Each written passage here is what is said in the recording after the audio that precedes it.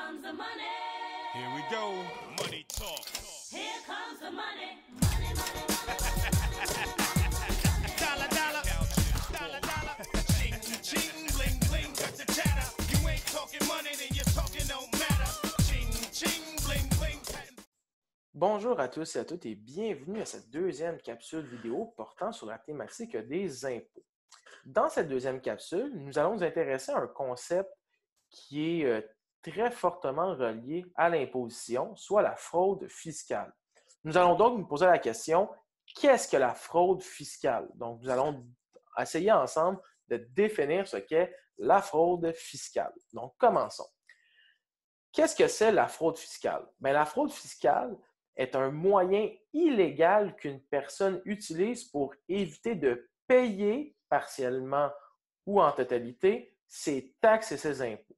Donc, la fraude fiscale, ce sont l'ensemble des stratégies, des stratagèmes, des moyens utilisés par une personne pour ne pas payer d'impôts, pour éviter de payer ses impôts et ses taxes. Donc, pour garder tous ses revenus pour, en fait, elle-même. Donc, une personne, en faisant de la fraude fiscale, elle ne veut pas redonner de l'argent, redonner des impôts, redonner, en fait, une partie de ses revenus au gouvernement du Québec et au gouvernement du Canada. Vous devez comprendre aussi que la fraude fiscale, c'est un moyen illégal. OK? Ce n'est pas légal. Il y a vraiment là, des lois dans le Code criminel qui interdisent la fraude fiscale. Vous pouvez être passible d'une amende, mais aussi vous pourriez aller en prison à cause que vous faites de la fraude fiscale. Il existe différents types de fraude fiscale, mais aujourd'hui, je vais vous parler de trois types, en fait, de fraude fiscale les plus répandus. Donc, je vais vous parler des trois types les plus connus, ceux qu'on trouve le plus souvent en société. Le premier type de fraude fiscale, c'est l'omission de déclarer ses revenus, qu'on appelle aussi le travail au noir. Ça veut dire quoi, travailler au noir?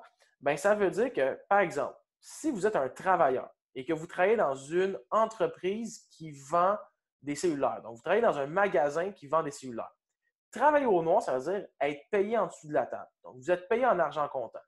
Votre employeur vous appelle, il vous dit, bon, ben rentre donc pour tel corps de travail, vous faites votre corps de travail et au lieu de vous payer à la régulière, donc avec un virement interact, avec un chèque et surtout, au lieu de vous donner un bulletin de paie, votre employeur va vous payer en argent comptant en dessous de la table. C'est ça, travailler au noir, en fait, c'est de se faire donner son salaire en argent comptant et par la suite de ne pas déclarer ce salaire-là. C'est surtout de ne pas déclarer ce salaire-là. Donc, à la fin de l'année, dans votre déclaration de revenus, vous n'allez pas déclarer le fait que votre employeur, pendant 2 mois, 3 mois, 4 mois, vous a donné 200 $ par jour en dessous de la table. Vous n'allez pas le déclarer. Okay? Donc, ça, c'est ça le travail au noir. Quand on dit omettre de déclarer ses revenus, ça peut être aussi pour un entrepreneur, pour un businessman. En fait, si vous avez une business, encore une fois, si je reprends l'exemple du magasin de cellulaire, si vous avez le magasin de cellulaire, donc vous êtes le propriétaire, comment faites-vous pour omettre de déclarer vos revenus? C'est très simple. C'est si 2 ou 3 consommateurs dans une journée viennent acheter, par exemple, le nouveau iPhone 11. À la place de leur faire acheter à la régulière, donc les passer à la caisse enregistreuse, de leur fournir un reçu, les faire payer, etc., vous dites à ces clients-là, c'est pas grave, ça coûte comme 1000 $ le cellulaire, donne-moi 1000 $ cash, puis on n'en parle plus, tu repars avec. Et la personne vous donne 1000 $ comptant, d'argent comptant, et ce 1000 $-là, ben à la fin de l'année, vous ne le déclarez pas comme revenu, comme profit dans votre déclaration de revenus. Ça, c'est omettre de déclarer ses revenus. Donc, omettre de déclarer ses revenus, il y a deux types. Si vous êtes entrepreneur, vous faites payer en argent comptant et vous ne déclarez pas vos revenus. Si vous êtes un travailleur, bien, vous travaillez au noir, donc vous travaillez pour de l'argent comptant. Votre employeur ne vous donne pas de bulletin de paie, ne vous fait pas signer de contrat de travail en bonne et due forme. Vous êtes payé en dessous de la table et vous ne déclarez pas vos revenus à la fin de l'année dans votre déclaration de revenus. Ça, c'est l'omission de déclarer ses revenus. Le deuxième type de fraude fiscale, c'est l'évasion fiscale. L'évasion fiscale, c'est le fait de déclarer son revenu dans un autre pays. c'est le fait de cacher de l'argent dans ce qu'on appelle un paradis fiscal. Donc, un paradis fiscal, c'est quoi? C'est un pays dans lequel il n'y a pas beaucoup d'impôts, voire il n'y a pas d'impôts.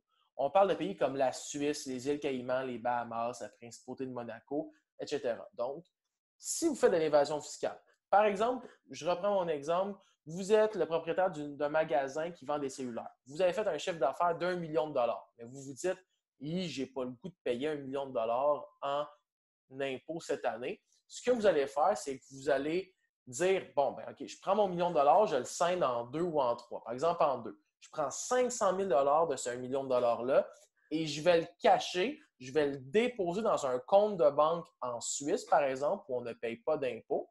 Et je vais dire que, bien, ce 500 000 $-là, je ne l'ai pas fait au Canada, je l'ai fait en vendant des choses en Suisse. Or, c'est tout à fait faux. Vous avez fait votre million de dollars de profit au Canada, mais vous allez cacher une partie de votre profit en Suisse pour ne pas payer de l'impôt sur 1 million, mais bien sur les 500 000 qui restent. C'est ça de l'évasion fiscale. Donc, vous cachez de l'argent dans un compte de banque à l'étranger.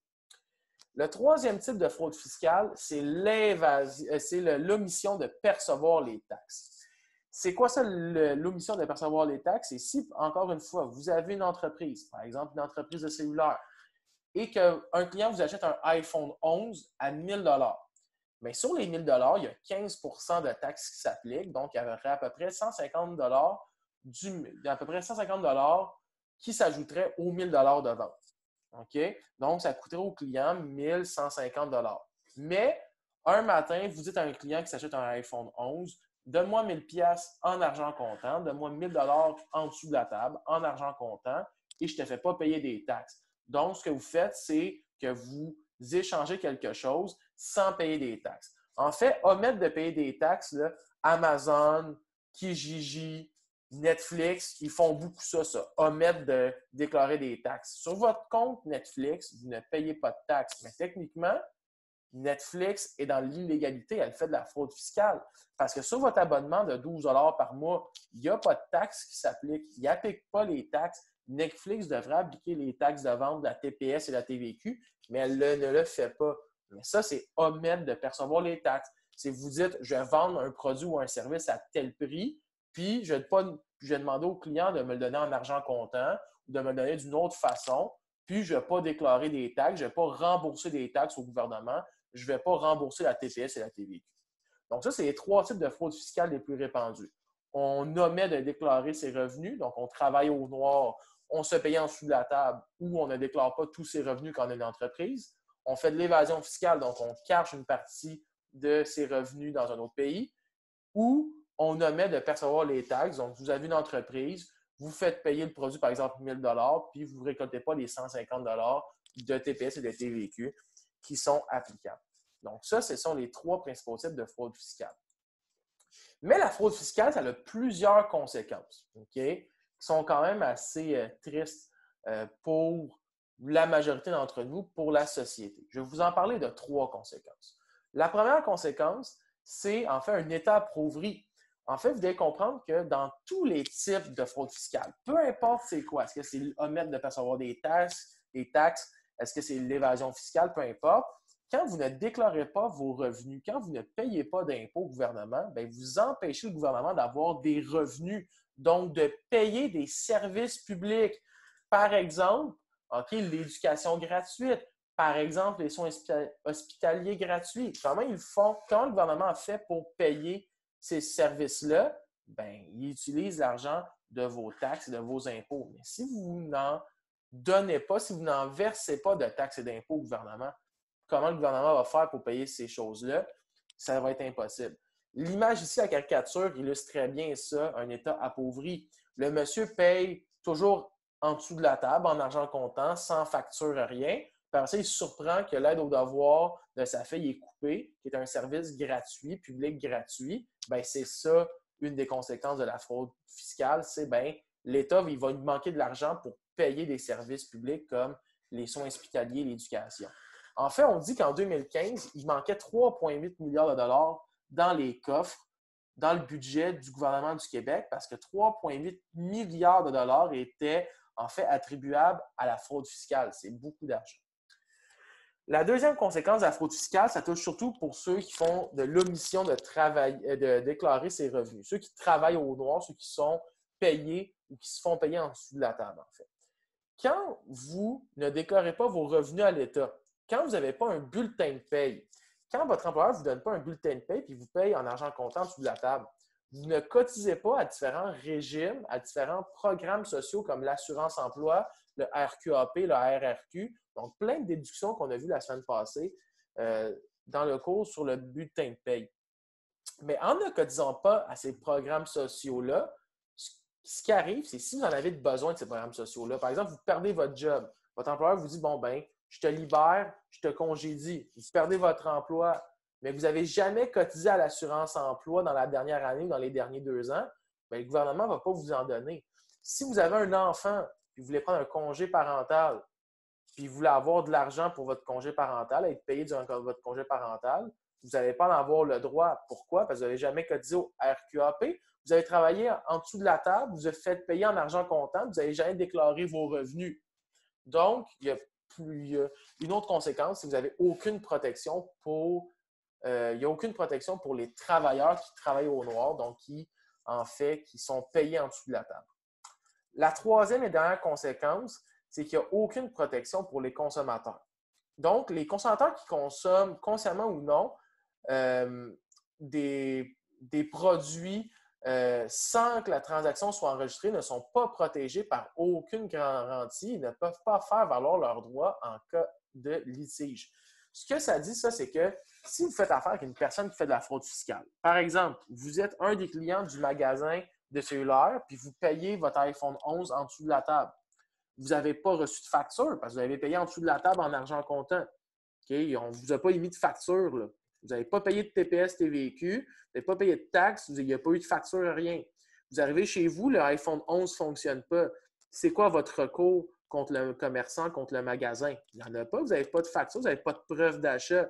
Donc, si vous faites affaire avec des gens qui font de la fraude fiscale et que vous achetez des produits ou des services de ces gens-là, vous n'avez aucun recours si ces personnes-là font mal leur job ou s'ils ne rendent pas le service rendu ou si l'objet est cassé. Vous n'avez aucun recours.